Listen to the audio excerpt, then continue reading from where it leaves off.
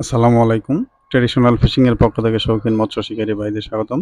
দীর্ঘদিন পরে আবারও নদীর একটি ভিডিও নিয়ে আপনাদের সামনে হাজির হলাম। আপনারা স্ক্রিনে যে মাছগুলো দেখতে পাচ্ছেন, এটা নদী থেকে মাছ ধরা। এটা আমাদের বাড়ির পাশে একটা ছোট নদী। সেই নদী থেকে মাছ ধরা। নদীটির নাম হলো মৃগী নদী। আ খুবই ছোট একটা নদী। তারপরেও এই নদীতে এবার মোটামুটি ভালো মাছ ঢুকেছে। বেশ কিছু পয়েন্টে মাছ ধরা পড়তেছে। যেমন একটা পয়েন্ট আপনারা দেখতে পাচ্ছেন। শেরপুর জেলার সদর উপজেলাতে পুলিশ লাইনের উত্তর পার্শ্বে মার্কাজ মসজিদ সংলগ্ন বয়রা বাটারঘাট নামক স্থান মৃগী নদীর একটা পয়েন্ট। এখানে গত বছর বালু তোলার ফলে মানে দীর্ঘদিন থেকে এখানে বালু তোলা হচ্ছে। যার ফলে এখানে আ নদীটার প্রশস্ততা বেড়ে গেছে এবং পানির গভীরতাটাও অনেক বেশি। যার ফলে এখানে মাছগুলো এসে জমা হয়েছে। দেখতে পাচ্ছেন আমি আজকে আসছি মাছ ধরার জন্য। বাংলা মাছ এবং বোয়াল মাছ ২ টার জন্যই ফেলছিলাম। যেহেতু বোয়াল মাছ পাইনি, তারপর থেকে বোয়াল মাছের ট্রাই আমি বন্ধ করে দিয়েছি। ১ম সকালের দিকে আমি বোয়াল মাছের জন্য ফেলছিলাম। আ যেহেতু আবহাওয়া আ ধীরে, ধীরে পরিষ্কার হচ্ছে, এজন্য বাংলা মাছের দিকে নজর একটু বেশি দিয়েছি। এখন আপনারা যে দৃশ্যগুলো দেখতে পাচ্ছেন, এটি হলো বয়রা বাটারা ঘাটের একটা পয়েন্ট। আমি ছাড়াও প্রায় ১০ থেকে ১৫ জন শিকারী এখন রয়েছে। নদীর ওই পারে বেশ কয়েকজন বোয়াল মাছ ধরার জন্য বসেছে। যাই হোক এখানে আমরা মাছ ধরবো বাংলা মাছ। বাংলা মাছের জন্য আমরা টোপ হিসেবে নিয়েছি পাউরুটি এবং পিঁপড়ার ডিম। সাথে দিতেছি মুগ-চাল। মুগ-চাল নিয়ে একটি ভিডিও অলরেডি চ্যানেলে দেওয়া আছে।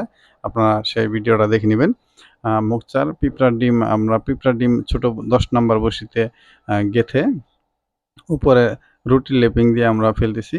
যেহেতু মৃগেল এবং রুই মাছটা বেশি, আ সেজন্য আসলে এই মৃগেল মাছের জন্য আমরা ডিম রুটির টোপটা দিছি। শুধু মৃগেল না, সব ধরনের মাছে ডিম রুটির টোপ খেয়ে থাকে এবং আ রুটি দিলে একটা হয় কি, রুটি দিলে রুটিটা গলে যায়। যার ফলে ১০-১৫ মিনিট পরে যদি মাছ না খায়, আমরা টোপটা আছে কিনা এটা বুঝতে পারি না। ডিম দিলে এটা কয়েক ঘন্টা পর্যন্ত থেকে যায় যদি ছোট মাছে ডিম নষ্ট না করে। এজন্য আমরা ডিম দিতেছি দীর্ঘক্ষণ যেন ডিমটা থাকে। দেখতে পাচ্ছেন পাশে একটা কাঠা আ ঘির দেওয়া হয়েছে জাল দিয়ে মাছ ধরা হবে। আরেকটা সামনে অনেক বড় কাঠা দেওয়া হয়েছে। আপনারা হয়তো স্ক্রিনে দেখতে পাচ্ছেন বাঁশগুলো দেওয়া। সেখানে অনেক বড় ধরনের একটা কাঠা দেওয়া হয়েছে। সেখানে মাছ ধরা আহ জন্য আসলে তারা মাছের অভয়াশ্রম তৈরি করতেছে। প্রচুর পরিমাণে ডাল ফালানো হয়েছে। আমি গত কয়েকদিন যা দেখলাম প্রচুর, প্রচুর ডাল দিয়েছে এবং বেশ বড়, বড় মাছ সেখানে ঢুকেছে। আ এ এজন্য আসলে এখন ওইদিকে মাছ ধরা যাইতেছে না। এই দিক থেকেই আমি কাঁঠার সামনের অংশটাতে ফালাইতেছি। যাই হোক আমরা ভিডিওর শুরুতে কিছু মাছ দেখেছেন। প্রায় ৪-৫ কেজির মতো মাছ হবে আমি পেয়েছিলাম। মৃগেল মাছ। মৃগেল মাছটা একটু বেশি। আহ আ দেখা যাক সকালবেলা টান পাই কিনা। আসলে মাছগুলো পেয়েছিলাম আ একটু আ রোদ ওঠার পরে দেখতে পাচ্ছেন একটা বড় মাছ ওয়াশ করলো। রোদ ওঠার পরে মাছগুলো আসলে পেয়েছিলাম। আজকে সকালে মোটামুটি বৃষ্টি আসছিল। আ তো এইজন্য ১ম সকালটা মাছ খাইনি। প্রতিদিন এমনি সকালে মাছ খাই। আজকের ১ম সকালে মাছ তেমন একটা খাইনি। রোদ ওঠার পর থেকে মাছ খাওয়া শুরু করেছে। বলা চলে ৮টার পর থেকে সকাল ৮টার পর থেকে মাছ টুকটাক খাওয়া শুরু করেছে এবং ১১টার পরে খুব ভালোভাবে খেয়েছে। তো এখানে যারা আসতে চান, আশপাশের যে শিকারী ভাইয়েরা আছেন, আপনারা এখন চাইলে আসতে পারেন। বয়রা বাটারাঘাট, শেরপুর জেলার সদর উপজেলার মৃগী নদী, বয়রা বাটারাঘাট। এছাড়াও আরও অনেকগুলা পয়েন্ট আছে। এই নদীর যেখানে গভীরতা রয়েছে, যেই পয়েন্টে কাঠা আছে, সেই পয়েন্টে আপনারা বসি ফেলাইলেও খাবে। শুধু যে বয়রা বাটারাঘাট এই পয়েন্টেই মাছ রয়েছে বিষয়টা তেমন না। এই নদীর যে পয়েন্টগুলো রয়েছে যেখানে গভীরতা বেশি, পানির স্রোত আছে, কাঁটা দেওয়ার মতো অবস্থা তৈরি হয়েছে, সেই সমস্ত জায়গাতে ফেললেও এখন মাছ খাবে। কারণ এবার বন্যাতে প্রচুর, প্রচুর মাছ বের হয়েছে আমাদের এই অঞ্চলে।